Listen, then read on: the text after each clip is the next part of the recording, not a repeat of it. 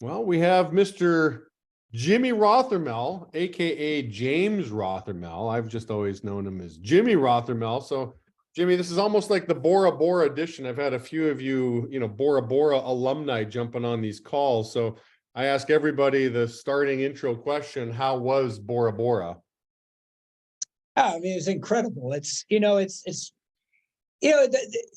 you take pictures, sometimes it's frustrating because you take a picture and the picture never captures really what you're seeing in front of you, right? And it was magical. Like it's like you see this, you see these pictures and magazines and whatnot, right?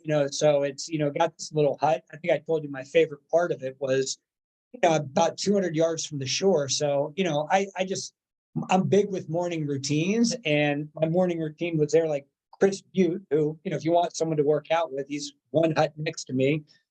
We'd go down to work out, and then I'd come back. I'd jump off my balcony, swim to the shore. It's about 200 yards, swim back, take an outdoor shower, which I love, and drink my coffee out in the patio. So, I mean, it just was like, it was incredible. It was like an unbelievable experience. And then, I see Lenzi, I see Brendan there, just getting to do with cool people too. It was a magical place. Yeah.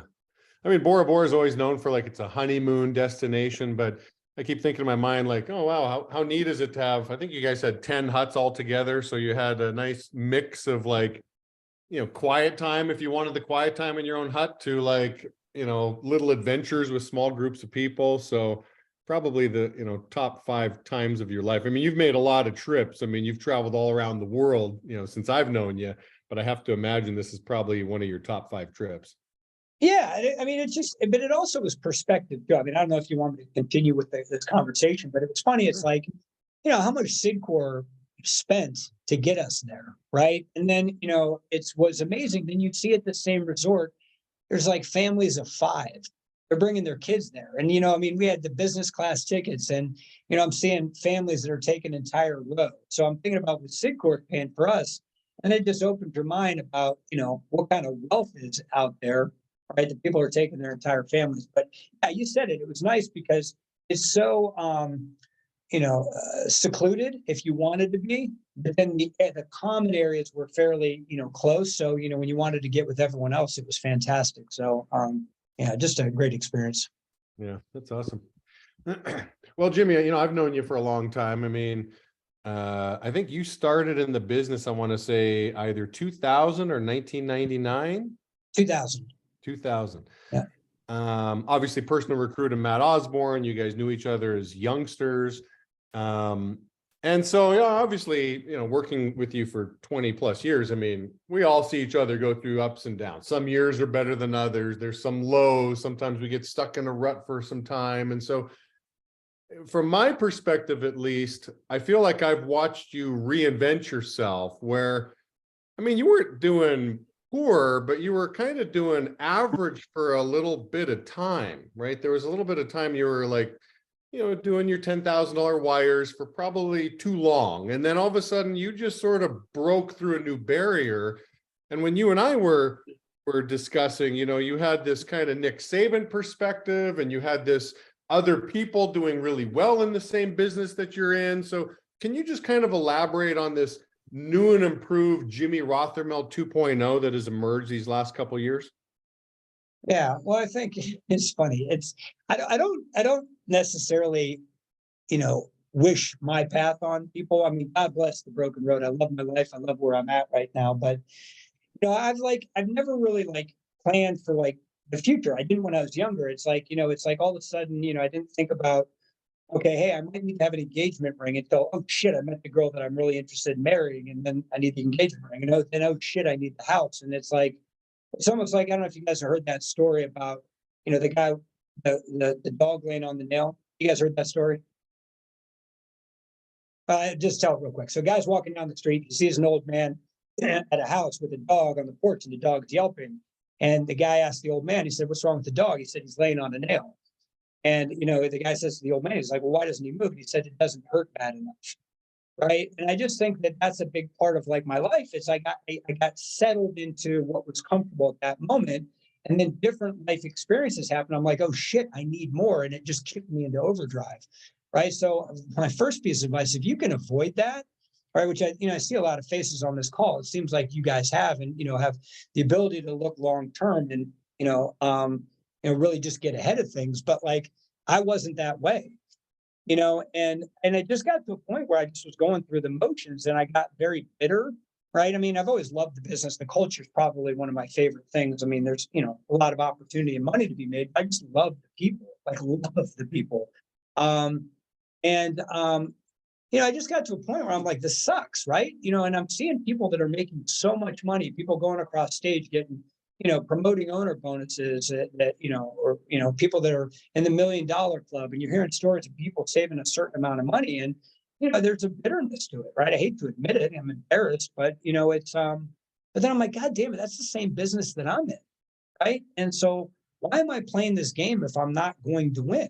Right. I mean, being on, Brennan's program, I just saw it like he's going to the Super Bowl and he's winning this bonus. And I'm like, fuck, right? Like, it seems like the people that always win bonuses don't need the bonuses, but they position themselves to earn those bonuses. Right. I'm just like, he's in the same business as me. Why am I bitching about not getting what I want when it's all there? It's just, I just need to start making some different decisions. So, I just kind of had a bit of an epiphany and, just kind of a mindset shift. And, what you were saying about the Nick Saban thing is, as I got older, I'm 48, right? So as you'll hear older people say this and, still say this, right? And I think it's bullshit, but I went through it myself, was able to call bullshit on myself that, it's, oh, well, I'm older and I can't relate to these young people. And you know what I mean? And it's a different era, blah, blah, blah, blah, blah. And then I was like, I'm a big college football guy. And I'm like, well, Nick Saban's in his 70s. What does he have in common with a 17-year-old, right? And, to a 21-year-old. And, he's doing bullshit. They're doing drugs. They're, beating their, girlfriends, right? They're like flunking classes, right? He's doing some bullshit. I'm sure he doesn't want to those aren't that he's swimming within his social circles outside, but the commonality that they have is winning, right? And he can make an impact on their life, right? And they can become champions together, even if it's just for their short time at Alabama. And, some of those people might go into the NFL and come back and be on its coaching staff. That's happened, right? So I started looking at that. I just started thinking, like there's a lot of money in this business, right? Then the other thing is when I was bitter and not doing well, of course you're like, well, I wonder what else is out there. But then I also started thinking to myself, who would want me, right? You're thinking like a personal relationship sometimes. You see people that get comfortable with their significant other. They get out of shape, right? They stop opening doors. They stop doing the little compliments, right? And then they're unhappy in that relationship, right? So then what the answer is, let me break up and go find someone different. But then you break up, then what do? You get in shape, start, being chivalrous with the person you start date, that you start dating anew. And so it seems like that relationship has some really good, mojo to it. But if you would have done that with your previous relationship, you probably could have got a lot more out of it. Right? So I'm thinking to myself, well, if my attitude's like this, right? If I'm like going into work every single day, and I never had thought about leaving the company, but like, what company would want me? What company would want a middle-aged guy who's like a victim? Nobody, right? So get my shit together. And once I get my shit together, start making money, and I'm doing really well in my business. So, I just think it's just it's like a change in mindset. Also, having kids too. I think going through life experiences is challenging. You're trying to figure it out. I had a tough time because the way I built my business was going out and closing down bars. And, once you get to a certain point, you just can't do that, particularly if you're getting married and you're having kids, nor do you want to. So just trying to figure out, okay, how can I fix, those late nights? Where can I get that quality time with my people at different points of the day? So this is kind of a collection of different thoughts that went through my head. To help me turn things around. That's a really good perspective. I mean, you said a lot there, Jimmy, and I certainly appreciate your humility, that you have here, and your humbleness and your rawness for sure. I mean, how did you have the ability to hold that mirror up? I mean, those are some very difficult, like, I imagine if somebody would have said that to you, it probably wouldn't have been received well. Like, what do you mean I'm a victim? I'm not a victim. Like, come on, man, you know who you're talking to. So how did you really look in the mirror to get to that point? Because obviously what you did since you got to that point is you built an amazing business to the point that, you're well in the $1 million club and then some. How did you really hold that mirror up? I think part of it's kids, right? I remember Gary, it's funny. Gary and some of these guys, you and like other people that have a big impact on people. They say things and sometimes they don't hit right away. They kind of catch you later.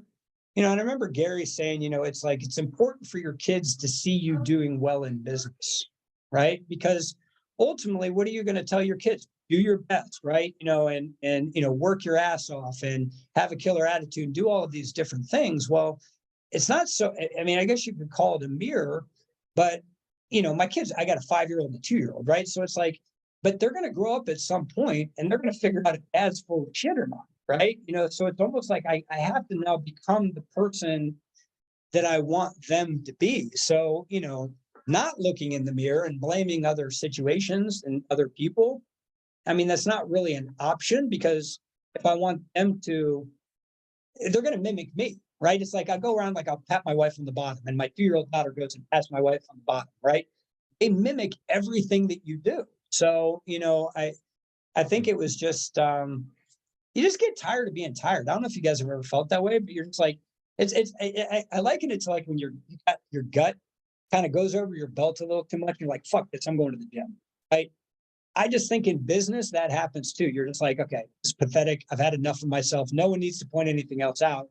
And even if they did, Jamie, most of the time we're not ready for it. I think it's like, going back to that nail situation, it's got to hurt bad enough, or you got to want to have enough change. But like, and I think another thing that really helped me, Jamie, was I used to always think, okay, I want to get to consultant or I want to promote out, right? And I just think that your organization, a lot of you guys that I'm looking at right now, changed my look at things where, being a consultant means nothing. What do we want? We want the money that comes with it, create the life that we want, right? Or running a pace setting office. It's because I want to be able to buy this house in this school district so I can walk my son to school, right? It has nothing to do with like the actual role, right? So, sorry about that. So I started like reverse engineering. Okay, what do I just want in life? And I can tell you for like a big part of my life, I think we're hypocrites sometimes. We tell our guys, you got to have goals, you got to have goals, you got to have oars in the boat. But how many owners don't? You really couldn't, if you got up on stage, you couldn't with conviction say what your goals are and what you really want out of life. And once that became clear to me, I'm just like, okay, this is the money I need and reverse engineer. How do I get there? And this is what I need to do. And that's what gave me more purpose on a day-to-day basis. That's great, Jimmy. That's great. You guys start formulating a question. I just have one more question, and we'll turn it over to the owners here. So you changed a little bit of your ideology from promoting out, building an org, to really running a successful business that's profitable. You want to touch on that? Yeah, and it's funny because I just think that like I do think there's a big ideological shift. And I think thankfully to guys, a lot of people on this call, right? I think Justin Hagman's one of those people as well, right? That you just like, it's, it's, I want to run a successful business, right? So it's like, it's, okay, the goal of running a business is to make money, right? So I'm not going to just promote out, right? I think that sometimes leaders, they look at their value based on if they have people on their crew. I think sometimes owners look at their value if they have outside deals. I remember one of my outside deals who had promoted out and that their deal shut down and wanted to go to promoting owner weekend. And I'm like, you don't have an outside deal. Well, they just shut down. And I really think that, and this person was deriving their value from having an outside deal, which I just think is wrong, right? Like, why would we want two shitty businesses, right? Let's make sure that we're in a really, really, really strong business where we have strong rep averages, where people are excited to come to work. I just noticed this today. Jamie, I've got 6 people in my office right now that are personal recruits. And I did 3 preliminary interviews this week that are personal recruits. It will turn into seconds, and I'm hoping new starters. And I never even thought of it. I was like, holy shit, I just noticed that. So one, people are making money and it's creating a buzz. We have an awesome environment. So now, and I've got a bonus in place there, but I'm like, oh my gosh, what's going on here? So I just think that, like, I got so tired once again of seeing people just being pouty, not making any money in my business. And so I just was like, okay, hey, and I felt bad, right? If I'm like pitching opportunity here where, you're making, $500 a week, there is no opportunity. Like it's you would have, you can go work at Domino's and make 15 an hour and get paid tips. And I don't mean that with I don't mean to demean you there, but it's just like, you make more money going to do that. So I just think it's pushing my reps to be the best that they can be. We still like aren't great. Right? There's a lot we have to work on. But then I also told the guys, like, I'm not going to promote out. I don't care what your team looks like. If we can't be at a $30,000 wire, we're not promoting out, because if you don't see what it's like to run an office of at least $30,000, you'll never get there. And I'm not going to put you in a spot where you're just going to just like tread water. You're not going to run the path that I ran. Right? I made it. I'm built for marathons. That's fine. But we're not doing that to you, because I don't think, no offense, I don't think that they have what it takes to sustain or be stupid enough to do what I did. Right.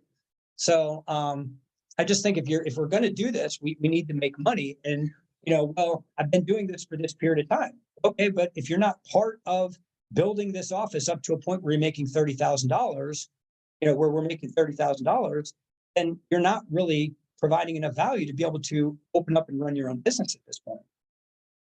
Right. Right. Yeah, I hear you loud and clear. I mean, I've always thought, listen, you're an ICL owner. You should be able, like, we should all get to the point that you can pay yourself $100,000 a year plus running the business.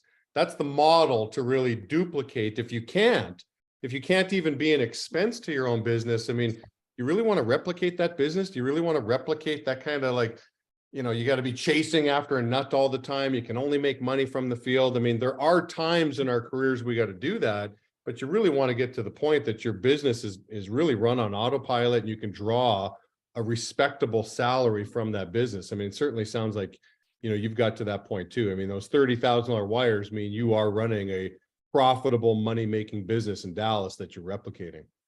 Well, yeah, but you look at it like, I mean, so look at, okay, what you've done, Jamie, then, you look at like the org, like the guys on this call, right? It's like, I was talking with Gary and Brendan, not to put you on the spot here, but, and I don't know if this is true, but Brendan, he said, I think Brendan probably made more money than every consultant besides, Brandy and John. Now, who knows if that's true, but that's, with a couple outside deals, that's where we need to start playing the game.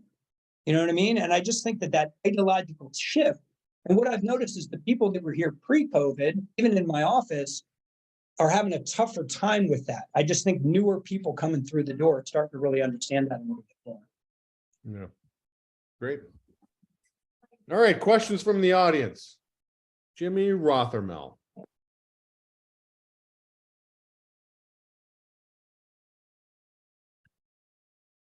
Go ahead, Marty. Don't be shy. Thanks, Jamie. Hey, Jim, question for you. I know you said where Jamie was kind of like elaborating that part, you're going from like 10K wires and then jumped up, and then you just realized there's a lot of owners that don't have goals and you need to be more serious around your goals. And then you started reverse engineering them and understanding what you really wanted. Now, how often do you upkeep, like updating your goals or checking back on them to make sure that you're still, like, is it just like do you go down to like weekly? Do you do monthly, quarterly? I know people do their goals differently, but how often do you check in with yourself around the goals you set? I mean, I wish I could tell you more frequently. I mean, I set goals at the beginning of the year, and I've tried. I think setting goals are like, it's very personal, because what works for some people doesn't work for others.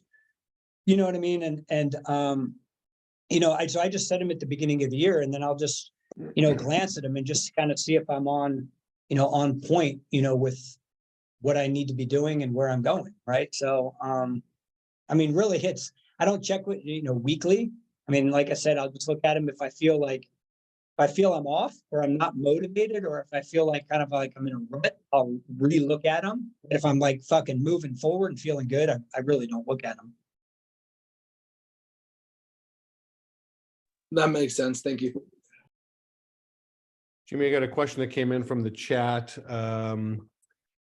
Besides $30,000 wires, any other metrics you look at in order to promote out?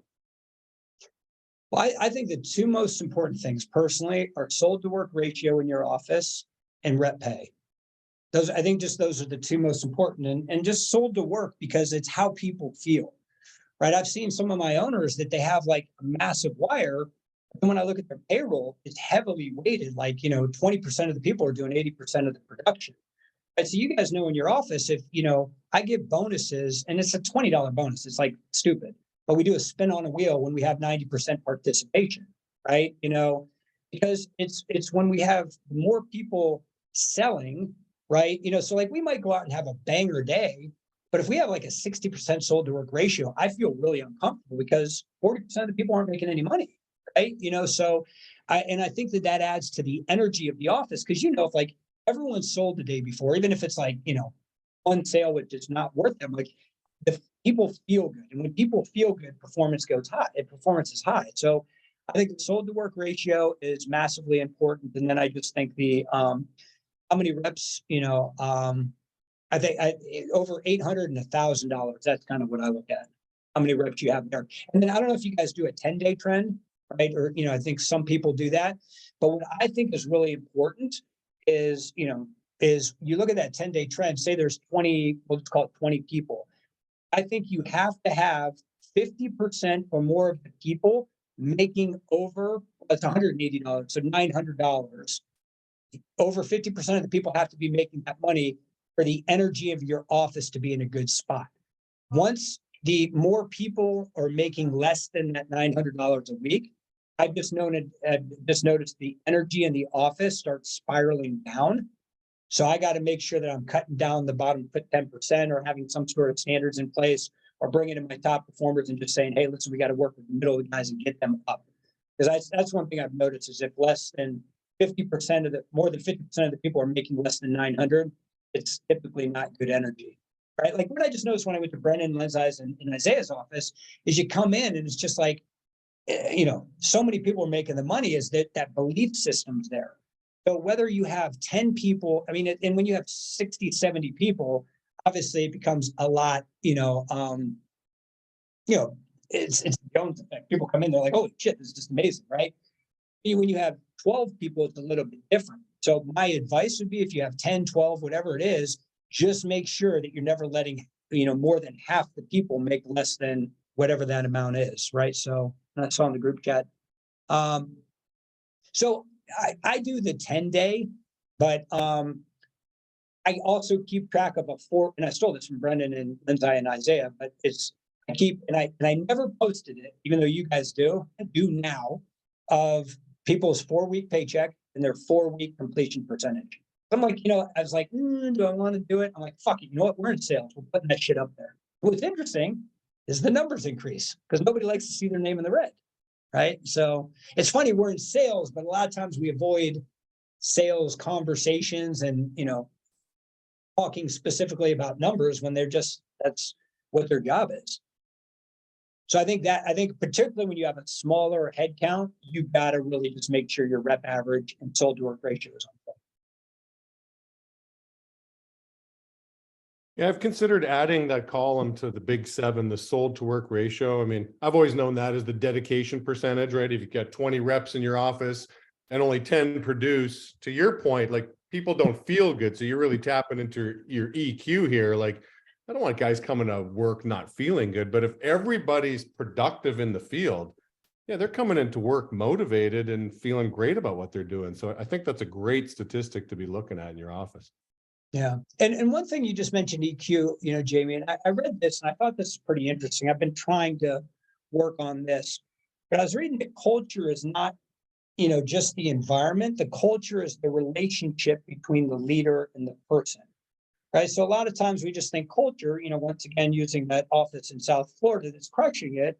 Oh, they got great culture. Well, the way it got there, I'm sure, was based on Brennan having awesome relationships one-on-one with some of the guys and Lindsay doing the same thing and Isaiah doing the same thing. Right. That's what created the culture. I think that sometimes people are like, oh, well, we're going to have Taco Tuesdays in the office or bring your dog to work day or wear a jersey day. And I just think that that's artificial culture. The culture is in the connections. Well, you got a whole new level of EQ, this Jimmy 2.0, huh?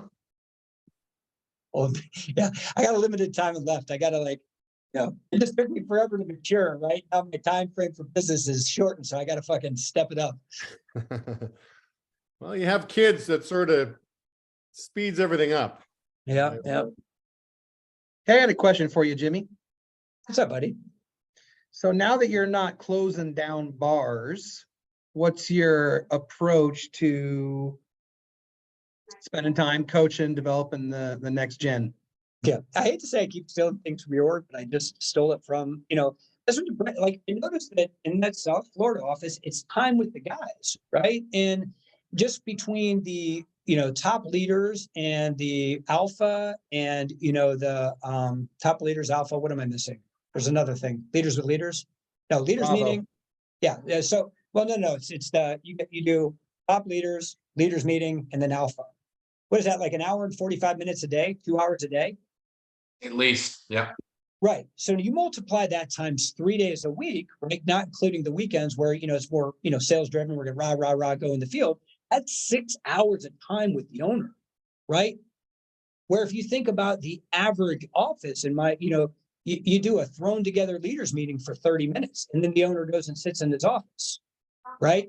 So you're looking from the compound effect, an hour and a half a week versus 6 hours, how much development and growth those people are going to be. And then fierce loyalty, right? Like fierce loyalty. So, I there's certain things like I don't have a partner, so I haven't had success pulling off Alpha, Bravo, and Charlie. But what I just did is I stole kind of like that alpha thing because I loved what they did. I call it conversations with Jimmy, right? So I do leaders meeting and then conversations with Jimmy. So it's leaders meeting and we do affirmations in the office and it's 30 minutes. And, it's everything from, okay, hey, the Fed raised the interest rates again. What that means, if you are in credit card debt, you are fucked right now, right? So working with my guys about, hey, this is how you work on balance transfers, and this is how you're going to manage that debt.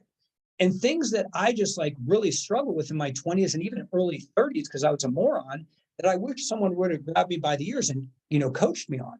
So now it's one, I'm getting an extra, just even 30 minutes right there with everyone. And so newer people coming through the door, it gives me an approachability.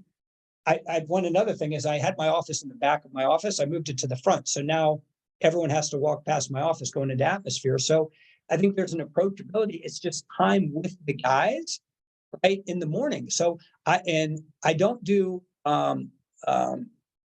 office nights. My office still does office nights. But what we do is once a month, like, May 17th, we're going to the Braves Rangers game where it's $50 a ticket, all you can eat, and like kind of like not a box, but like a, certain area of the field. But it's $50 a ticket. We're taking 25 people. So whatever that is, 50 times 25. So it's, $1,000, 1,500 or whatever. But then I do that. So they're more memorable times. I'll spend the money and do something really fun that I'm motivated and excited with. I'm going to take my son to the baseball game, right? So what I just found like even office nights were like, I was just going through the motions. I was having a few beers and having bullshit conversations, and I would leave. I'm like, what am I doing? It's a waste of my time. I'll get into the office early, and what I'll do is every Saturday I do new guy breakfast. What I'll do is on Tuesdays and Wednesdays, I can do lunches with some people. So I just took the chicken wings and beer at the end of the night, and I just moved it to the morning and carved out more time for atmosphere. And this is another thing, Jamie, which I think helped me, is if you're going to put yourself in front of your people for 30 minutes and teach them something, you can't wing it. You can wing it for a couple of days, but then all of a sudden it's like they just think it's a waste of their time. So what I did is I'm preparing and thinking about things to coach them on. I'm developing myself, which if you're developing yourself, you're more energetic and enthusiastic because you're learning more about life, right? So it's like it all kind of works together. Awesome. Great answer. Great perspective. Well, we like this Jimmy 2.0. So we thank you for your time, and we hope to track you and get you back on a call here, Jimmy. Yeah, no, I appreciate all you guys. And, just, Jamie for always setting the, pace, setting the example, just being an unbelievable part of the business, and, just all your people. I mean, your org is just fucking awesome. Right. So, you guys have done a lot for me, even if like you haven't worked with me directly, taught me a lot. So I appreciate all you guys. Awesome. Thanks, Jimmy. Bye, Have a good guys. day, guys.